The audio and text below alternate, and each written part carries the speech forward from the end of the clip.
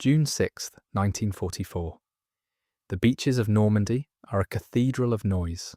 Steel tears through the air. Men fall before they can stand. The ramps drop on landing craft assault vessels, and American soldiers wade into chest-deep water under a sky that has gone the colour of gunpowder.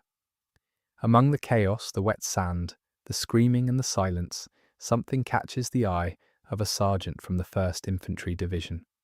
It is not the enemy. It is a gun. A British gun. Light, compact, lethal, its barrel still warm from the hands of a Royal Marine who no longer needs it. The sergeant picks it up. He does not hand it back. He keeps it. By nightfall, he has found 2 more. This was not an isolated moment of wartime opportunism. All along the invasion beaches, American soldiers were doing the same thing, prying the Sten gun from the dead, the wounded, and occasionally the mildly reluctant living. They were ditching their own weapons, or at least supplementing them, with a firearm that had been designed less than 3 years earlier by 2 men working in a small British workshop, under conditions that bordered on the desperate. A gun that was, on paper, almost laughably simple. A gun that cost roughly the same as a decent pair of work boots. And yet, on that morning in June, American soldiers, trained, equipped, and armed by the most industrially powerful nation on earth, wanted it more than what their own government had issued them. That says something remarkable. It demands an explanation. And the explanation begins not in Normandy, but in the panicked corridors of Whitehall in the summer of 1940. In June 1940, Britain had survived Dunkirk, but only just. The British Expeditionary Force had been evacuated from the beaches of France in a feat of improvised heroism, but the cost had been staggering. Estimates suggest that over 64,000 motor vehicles, 2,500 guns, and roughly 90,000 rifles had been left behind on the continent. The army that returned to England was alive, but it was nearly unarmed. At the same time, the threat of German invasion, Operation Sea Lion, was being taken with deadly seriousness by the War Cabinet. Britain needed weapons. It needed them immediately, and it needed them in quantities that its existing manufacturing infrastructure simply could not deliver. The standard British submachine gun at the time was the Thompson, a weapon acquired primarily from the United States, heavy at approximately 4.8 kilograms, 10.8 pounds, unloaded, expensive to produce, and in critically short supply. The Thompson was a fine weapon in many respects, but it was a fine weapon designed in a different era for a different kind of conflict. Machined from steel, with precision-engineered components, it required skilled labour and factory time that Britain no longer had to spare. Each Thompson cost the equivalent of roughly £50 sterling at wartime prices. Britain was hemorrhaging resources faster than any single production line could replenish them. The War Office recognised the crisis with unusual clarity. They issued a requirement that was almost brutally simple. Design a submachine gun that could be produced in the smallest possible engineering workshop, from the cheapest available materials, by the least skilled workforce, in the shortest conceivable time. It had to fire the standard 9mm parabellum cartridge. It had to be reliable under field conditions, and it had to cost in raw materials and labour a fraction of what the Thompson demanded. The requirement did not ask for elegance.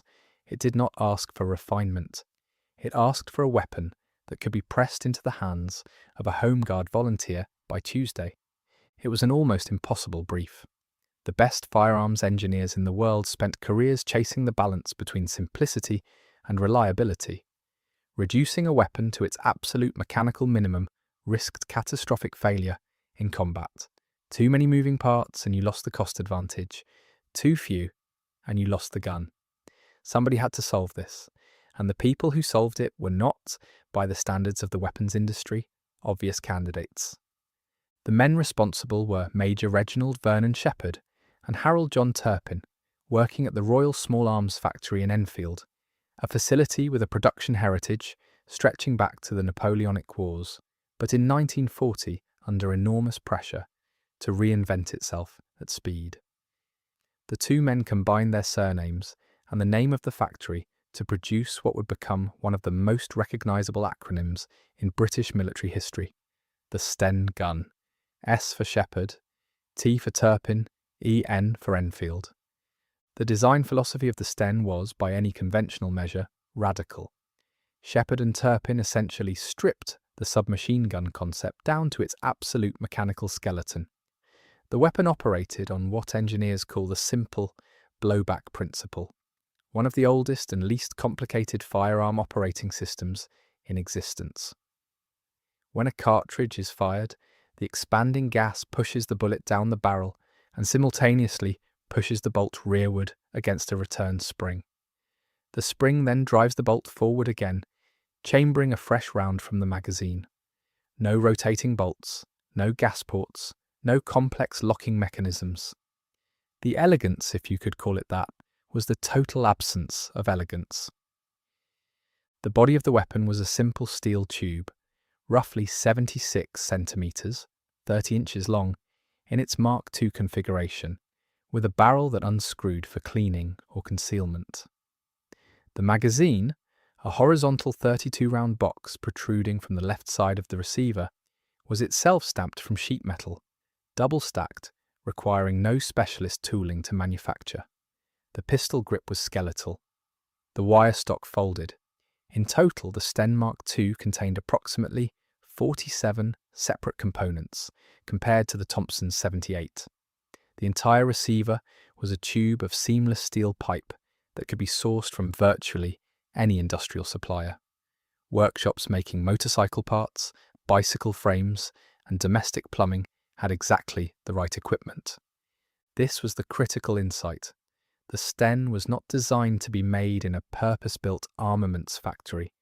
It was designed to be made everywhere.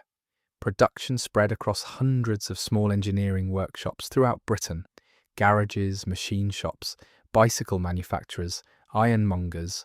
A single Sten Mark II could be manufactured for approximately 10 shillings, later falling even lower as production scaled. At peak output in 1943 and 1944, British factories were producing over 50,000 Sten guns per week. By the war's end, total production across all marks exceeded 4 million units, though some estimates push that figure considerably higher, as records from subcontractors were not always rigorously maintained. The weapon weighed just 3.2 kilograms, 7 pounds, when unloaded, nearly 1.6 kilograms lighter than the Thompson. Its rate of fire was approximately 500 to 600 rounds per minute on fully automatic, with a semi-automatic option that allowed for more controlled, precise fire. The barrel length of 196 mm, 7.7 inches, made it highly manoeuvrable in close quarters. Staircases, trenches, the interior of vehicles, the confined nightmare of house-to-house fighting. It was chambered for the 9mm parabellum cartridge, which was the standard German service pistol round, meaning that in occupied Europe, ammunition could be scavenged directly from the enemy. This last feature was not an accident. From the beginning, the Sten was designed with clandestine warfare in mind. The Special Operations Executive, the organisation Churchill famously instructed to set Europe ablaze, recognised its value immediately. Stripped Sten guns were parachuted in their hundreds of thousands into occupied France, the Netherlands, Norway, Poland, Yugoslavia, and Greece. Resistance fighters found them easy to conceal, easy to maintain with no specialist tools, and above all, easy to feed from captured German ammunition stores. Reports from SOE handlers suggest that the weapon became the preferred close-quarters arm of the French Maquis, who valued its lightweight during the physical demands of guerrilla movement. If you're finding this interesting, a quick subscribe helps more than you know. During Operation Overlord itself, the Sten was issued extensively to British, Canadian, and Commonwealth forces. Airborne troops of the 6th Airborne Division carried Stens in large numbers during the glider and parachute landings preceding the beach assault, precisely because the weapon could be broken down and reassembled quickly in the dark, in a muddy ditch by a man whose hands were shaking from cold and adrenaline. The accounts of veterans are clear on this. The Sten was not loved, but it was trusted. It was there when you needed it. Whether the accounts of American soldiers actively seeking them out on the beaches are fully documented is harder to verify with precision, but multiple veteran testimonies and unit reports confirm the weapon's desirability among those who had handled it under fire. To understand what made the Sten remarkable requires comparison with what others were doing at the same time. Germany's equivalent, the MP40 introduced in 1940, was in many respects a superior weapon in mechanical terms. Its folding metal stock was more stable, its trigger mechanism more refined, and its overall fit and finish considerably better. But the MP40 cost approximately 40 Reichsmarks in raw materials and required precision tooling that placed real constraints on production volume. German output, though substantial, at over 1 million units across the war, never approached the industrial avalanche that British and Commonwealth factories managed with the Sten. The American Thompson, as already noted, was heavier and more expensive. The United States also developed its own budget submachine gun, the M3 Grease gun, in 1942, arriving at strikingly similar conclusions to Shepard and Turpin by similar methods. The M3 was stamped from sheet metal, simple in operation, and cheap to produce at roughly $18 per unit. But it entered service later than the Sten, was not as widely distributed in the early critical years, and lacked the Sten's established supply chain within Britain's already functioning war economy. The Soviet Union produced the PSH-41 and later the PS-43, both superb weapons in their own right, robustly built and battle-proven on the Eastern Front. The PS-43 in particular was a masterpiece of simplified manufacture, but it fired the 7.62 by 25mm Tokarev cartridge, limiting its logistical interchangeability with NATO-standard ammunition in the post-war world. What distinguished the Sten was not any single engineering attribute, but the totality of its context. It was the right weapon in the right caliber, designed at the right moment, manufacturable in the right places. The Sten did not win any beauty contests, but it was copied, adapted, and reverse-engineered by resistance movements from Palestine to Denmark. The Danish resistance produced their own unlicensed variant. Israeli Haganah forces manufactured copies in clandestine workshops before Israeli independence. If imitation is the sincerest form of flattery, the Sten was flattered extensively. Assessing the Sten's actual historical impact is an exercise in separating the psychological from the material.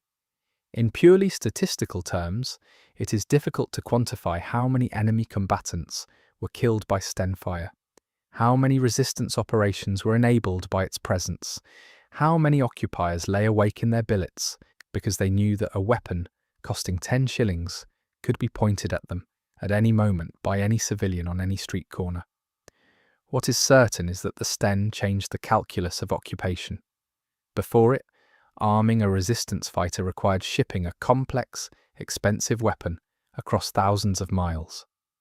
After it, the weapon could be made in a back room.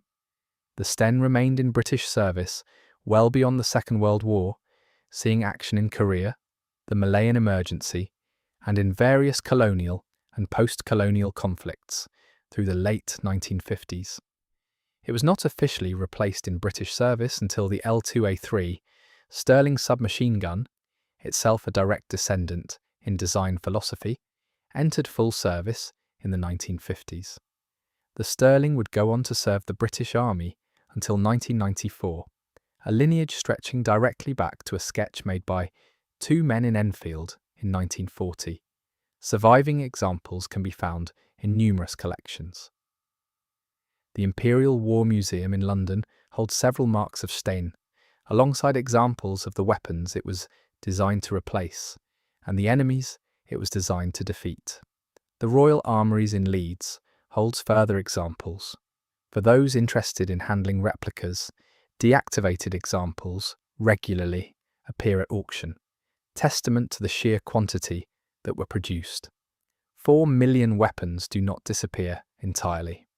Return for a moment to that beach, the noise, the chaos, the sergeant from the 1st Infantry Division, knee-deep in the English Channel, bullets cutting the air above him, and in his hands a weapon that was not his, a weapon that cost roughly what a working man earned in a week, a weapon with a reputation, fair in some respects, unfair in others, for accidental discharge and magazine misfeeds. A weapon that veterans both cursed and depended upon in the same breath. He kept it because it was there. He kept it because it was light. He kept it because the man before him had trusted it with his life. But underneath those immediate soldiers' reasons lay something larger, a testament to what a democracy under genuine existential threat can achieve when it strips everything back to first principles and asks a single, terrible question. What is the minimum we need to survive? Shepherd and Turpin answered that question in metal and compressed spring steel. They answered it in a weapon that could be made in a garden shed and fired in a snowstorm. They answered it in the language of desperation, and desperation turned out to be the most precise engineering specification of all. By the end of the war, more than 4 million Sten guns had been produced. They had been dropped from aircraft, smuggled in suitcases hidden beneath floorboards, and carried by men and women whose names have been largely forgotten by history. They had armed the resistance of an entire continent. They had given a fighting chance to people who had none. And on the morning of the 6th of June, 1944, they were good enough that the best equipped army in the world wanted them.